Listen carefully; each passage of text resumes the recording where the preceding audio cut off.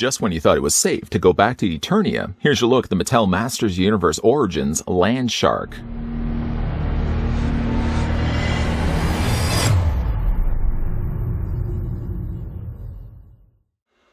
Longtime fans will love the expert styling of this skillfully crafted Land Shark vehicle that honors the traditions of the franchise and incorporates updated design details. This large-scale model of Skeletor's iconic attack vehicle has ferocious jaws that chomp up and down as the wheels roll. With adjustable laser cannon weapons attached and aimed, Land Shark is combat ready.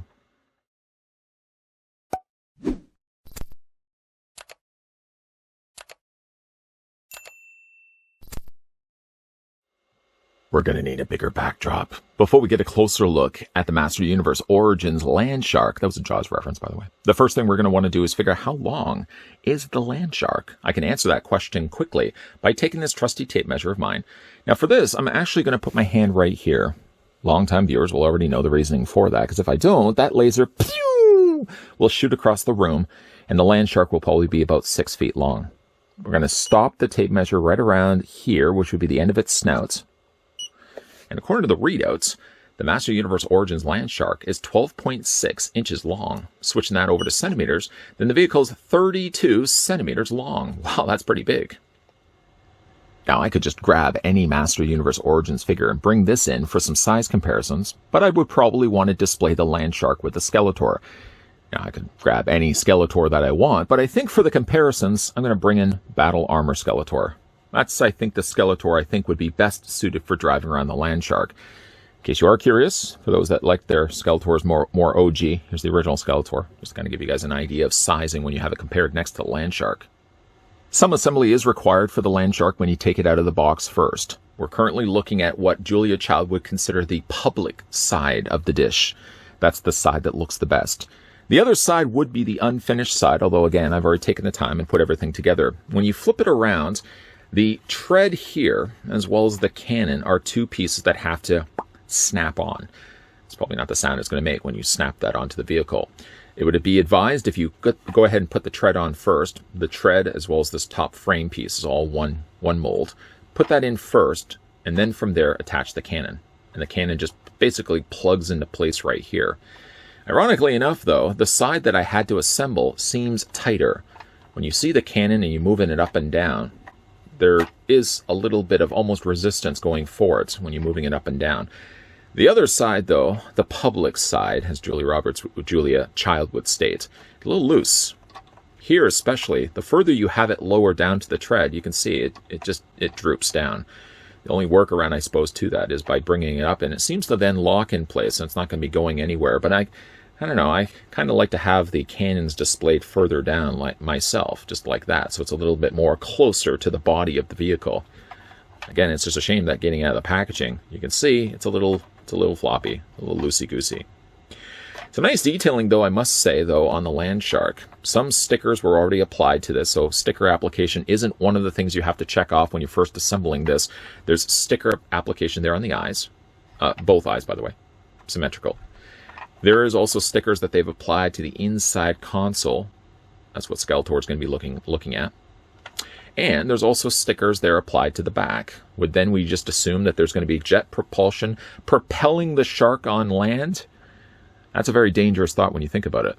Stickers here, and of course the stickers on top and bottom. Those are, again, all things that were already on the vehicle. It's kind of odd the fact that they would have you assemble some of it, but I guess that would be simply to reduce the size of the box.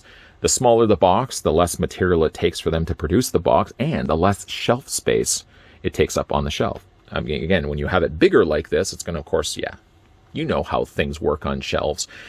But the Land Shark is a nice looking vehicle.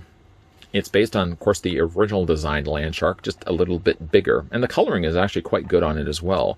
The top I would describe as almost like a wine red. It's not really quite wine, and it's really not quite red. It's actually kind of closer to being like a dark, very rich raspberry pink. You can see there that the teeth, they look serrated, but I can assure you they're not going to be drawing blood. Even if you get your fingers accidentally caught in there, there's no damage to your skin that's going to happen. I do like the coloring of the bright orange teeth, though. Boy, does ever pop when you're looking at it. And again, there's nice detailing done to really all the aspects of the vehicle. Things like riveted points here on the panels that would have been attached to the top of it are all there. There's no paint anywhere on here. Everything that you're really basically looking at is molded plastic. So the main body of the shark is going to be all the molded plastic in this purple. The treads they're going to be their own unique coloring of the blue, all molded plastic, and even again the cannons. So there's very little to no paint at all anywhere on this. Again, you can go ahead. I'm sure, of course, you guys will want to see what it looks like with a figure inside. So going back to the idea of going it with battle armor Skeletor. Unfortunately, though, these Masters figures, you really don't get a good gauge of how limited the legs are until you want to start bending them to have them sitting inside vehicles. I think actually this may be the first time I've had to put a figure inside. Well, no, that's not true. The Sky Sled, I think, would also another example of that. But the legs are very limited just by the size of their thighs. Like Skeletor doesn't miss leg day. Anyways, you're going to go ahead and take the figure, picking up the land shark, and you sort of have to just navigate his legs inside. You may have a couple of times where you feel like the figure isn't just going to sit well enough in there, but you have to kind of just wiggle him down a little bit. One of the big problems I have with it, if we just take the figure out for 1 second, it may be hard to see on the inside here, but keeping in mind the whole front section of the shark has to be able to move up and down, that they have to then allot for clearance.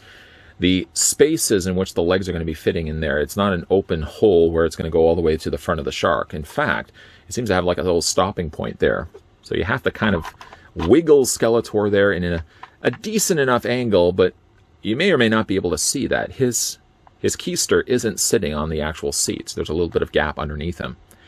You're then supposed to be able to take Skeletor's hands and attach them to the handles. One side isn't so bad because it's just basically an open hand. The other side, unfortunately, just by his thumb. The rule of thumb would say that Skeletor would have a bigger difficulty of getting his hand actually onto the handle, because as you can see, his thumb just gets in the way of things. You can kind of put it on a little bit more of an angle, but it really doesn't fit well against that handle. And even when I do get Skeletor's hands on it, I feel like I'm prying back the thumb. That's painful. I wouldn't want to even have that done to my own thumbs, let alone Skeletor's. So you sort of can kind of just get him somewhat attached. When you get one side of his hand in place, and then you try to move his hand to the other side handle, and you're basically just popping this hand off. So usually I'll just have it displayed like this. Then, of course, when it comes to the actual gimmick of it, I'm going to hold Skeletor and do my best to flip him upside down. Sorry, Skeletor. Hopefully that's not going to make you sick. The back wheels are spinning, freely spinning. They don't attach at all to the gimmick. The front tires, on the other hand, as they rotate, it cycles through, and it ends up popping up the mouth. In fact, let's see if I can actually show you guys here.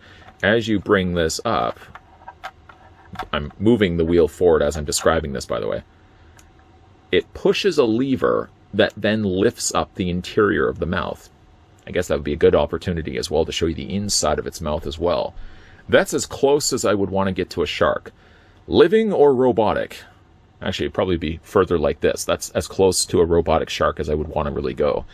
But the idea, though, is when you do put the vehicle down on the ground, or wherever, in this case, we're just doing this on this backdrop, and you roll the vehicle,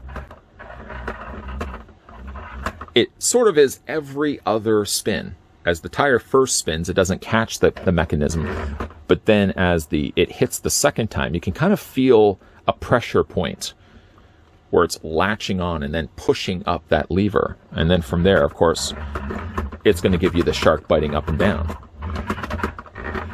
The good thing about it, though, is you can also just, if you want to have the vehicle just displayed on its own, you can also move the wheel, and because it does have sort of that friction stopping point, it then automatically holds the mouth open, if that's the way you want to display the vehicle. Again, it's a nice, fun-looking vehicle. I never really had the original Land Shark as a kid. I had only very limited amount of, actually, I'm just trying to think of the vehicles that I had as a kid. For Master Universe, it was very few and far between. The Land Shark was definitely one of those vehicles that I wish I could have had for Skeletor. I mean, I had a Skeletor figure, and half the time he was just walking around on Panther. And how exciting is that? You want to think, in fact, if anything, you'd like to think that Skeletor could be roaming around the Eternian Hills on a big, beastly-looking shark like this. That's pretty scary. Sharks are scary already when you have them in the water. But then when you have a land shark that's being able to chase down He-Man on big giant tank treads like this, that's a pretty imposing looking vehicle on land, and certainly when you're seeing it as a toy. Not that you really needed the disturbing imagery, but just in case you are curious, you can take another Masters of the Universe Origins figure. It probably would make some sense to be on the good guys team. I guess it could also be one of Skeletor's minions who get out of line that day. You can actually fit it inside the land shark's mouth. Kind of a disturbing idea when you think about it. I mean, it's all fine and good to be pretending that these vehicles do things, but the idea that that land shark, you would imagine, have razor-sharp teeth.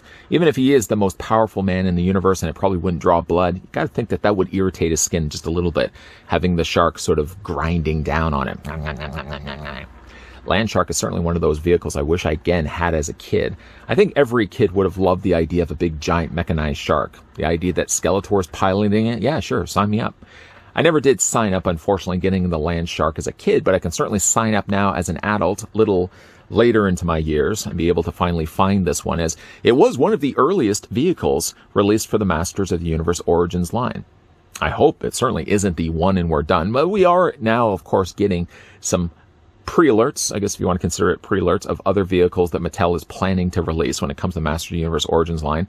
That's good, because I would love to be able to display my characters with vehicles. You can only display so many of them, just standing there, waiting for something to happen. Occasionally, you would like to be able to put maybe the likes of Battle Armor Skeletor inside of something for him to be piling around. Yeah, I know you're going to be saying, well, what about Panther? Yeah, what about Panther? Skeletor is always on Panther. I think it's time he upgraded his ride to something a little bit more menacing. And the Land Shark definitely is that. It's a lot more menacing as he nibbles down on He-Man. Have you guys picked up the Land Shark? If so, let me know down below in the comment section what you guys think of it, or just even based on this review. If you guys are also new to this channel, enjoying all the content you're seeing, nibbling down on He-Man's skin, I'm just going to leave that thought with you. Make sure you hit that subscribe button down below. Make sure you turn on, yes, the bell notification, and make sure, yes, you're coming back to this channel regularly, because we are going to be looking at more Masters of the Universe Origins figures, toys, and all the other stuff that make up this line, providing I can actually find it. And that becomes very difficult. Lots of stuff coming your way, guys. So as always, thanks for watching. See you guys next time.